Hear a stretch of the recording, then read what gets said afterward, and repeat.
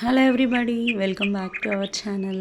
ఎప్పుడు ఒకేలా కాకుండా ఈసారి మసాలా వేసి చేపల కర్రీ ఎలా చేయాలో చూపిస్తాను. పులుసులాగా కాకుండా కొంచెం గ్రేవీ లాగా ఉంటుంది.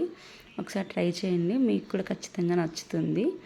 ఇప్పుడు దీనికి కావాల్సింది ముందుగా ఒక టీ స్పూన్ గసగసాలు తీసుకొని హాఫ్ అన్ అవర్ నానబెట్టుకోవాలి గ్రేవీ కోసం. ఇప్పుడు ఒక మిక్సీ జార్లో ఒక టీ స్పూన్ ధనియాలు, ఒక టీ స్పూన్ జీలకర్ర, పావు టీ స్పూన్ మెంతులు, ఒక 10 వెల్లుల్లి అన్నీ కలిపి మిక్సీకి ఇట్లా పౌడర్ పట్టుకొని అరగంట ముందు నానబెట్టుకున్న గసగసాలు వేసుకొని పేస్ట్ చేసి పక్కన పెట్టుకోవాలి. ఇప్పుడు చేప ముక్కలు తీసుకొని దానికి ఉప్పు కారం నీట్గా పట్టించాలి. ఎందుకంటే పులుసులో ముక్కలు వేసేటప్పుడు చప్పగా లేకుండా లైట్గా కొంచెం ఉప్పు కారం తక్కువ వేసుకోండి, ఎందుకంటే పులుసులో వేసుకుంటాం కాబట్టి. ఇవన్నీ నీట్గా కలిపి పక్కన పెట్టుకుంటే ఆ ఉప్పు కారం అనేది ఈ పులుసు గ్రేవీ తయారైపోయేలోపు చేపలకి బాగా పడుతుంది. ఇప్పుడు మనము కర్రీ ఎలా చేయాలో చూసేద్దాము. ఇప్పుడు నేను 3 స్పూన్స్ ఆయిల్ వేసుకున్నాను. తర్వాత సన్నగా తరిగిన ఉల్లిపాయలు వేసుకున్నాను. వీటిల్ని కొంచెం బాగా ఫ్రై అవ్వాలి. అది కొంచెం మెత్తగా అయితే ఆ ఉల్లిపాయ ముక్క ఫ్రై అయినట్టు. ఇప్పుడు అది ఫ్రై అయిన తర్వాత కొంచెం టేస్ట్ రావడానికి పచ్చిమిర్చి ఒక 4 ఇట్లా చీలికలుగా చేసుకొని దాంట్లో వేసుకున్నాను. అవి బాగా ఫ్రై అవ్వాలి. అది బాగా ఫ్రై అయిన తర్వాత ముందుగా మనం గసగసాలు పేస్ట్ వేసుకున్నాం కదా, అది వేసుకొని బాగా ఫ్రై చేసుకోవాలి. ఎప్పుడైతే ఆ గసగసాల పేస్ట్లో నుంచి ఆయిల్ అయితే బయటికి వస్తుందో అప్పుడు అది కొంచెం ఫ్రై అయినట్టు. తర్వాత టమోటా ప్యూరీ వేసుకోవాలి. టమోటా ముక్కలు కాకుండా ప్యూరీ వేసుకుంటే గ్రేవీ బాగా వస్తుంది. దాంట్లో నుంచి కొంచెం ఆయిల్ బయటకు వచ్చేంత వరకు దాన్ని ఫ్రై చేసుకోవాలి. అది కొంచెం ఆయిల్ బయటకు వచ్చిందంటే ఫ్రై అయిపోద్ది. ఇప్పుడు దీంట్లో తగినంత సాల్ట్, కారం, ఇది కొలతలు చెప్పట్లేదు ఎందుకంటే ఎవరి టేస్ట్ తగినట్టు వాళ్ళు వేసుకుంటారు.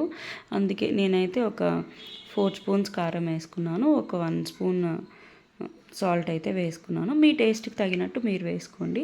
ఈ టమోటా ప్యూరీ కూడా బాగా ఫ్రై చేసుకోవాలి ఆయిల్ బయటకు వచ్చేంత వరకు. ఇది కొంచెం బాగా ఫ్రై చేసుకున్న తర్వాత పెద్ద నిమ్మకాయ సైజ్ అంతా చింతపండు తీసుకొని ఇట్లా పులుసులాగా కలిపి పెట్టుకొని దీంట్లో చేపల పులుసులో వేసుకోవాలి.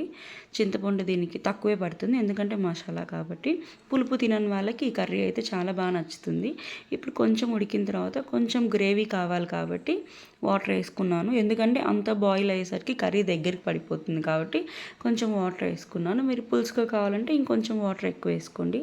చూసారు కదా, గ్రేవీ ఉడికి పైకి ఆయిల్ తేలింది. ఇప్పుడు మనం చేప ముక్కలు ఒకటి తర్వాత ఒకటి సరి చేసుకుంటూ ఇరుకుగా లేకుండా విడివిడిగా ఉండేటట్టు వేసుకుంటే మనం కర్రీ బాయిల్ అయిన తర్వాత తీసుకోవడానికి మనకి చాలా ఈజీగా ఉంటుంది. సో ముక్క పట్టకపోతే ఒక్కొక్కటి అలా అడ్జస్ట్ చేసుకుంటూ రౌండ్గా వేసుకుంటే ముక్క విరగకుండా మనకు వస్తుందన్నమాట. ఇప్పుడు చేప ముక్కలన్నీ వేసిన తర్వాత ఒక 10 మినిట్స్ ఉడకాలి. ఉడికిన తర్వాత లాస్ట్లో ఫైనల్గా కొత్తిమీర చల్లుకొని, ఆ కొత్తిమీర ఫ్లేవర్ చేపల కూరకు పట్టాలి కాబట్టి ఇప్పుడు దాని మీద ఒక 5 మినిట్స్ అనేది మూత పెట్టుకుంటాం. మూత పెట్టుకుంటే ఏంటంటే ఆ కొత్తిమీర స్మెల్ అంతా చేపల కూరకు పట్టి టేస్ట్ అనేది చాలా బాగుంటుంది. అంతే అండి, ఎంతో టేస్టీగా ఉండే ఫిష్ మసాలా కర్రీ రెడీ అయిపోతుంది. ఒక్కసారి మీరు ట్రై చేయండి. ఇది చపాతీలోకి, రోటీలోకి చాలా టేస్టీగా ఉంటుందండి.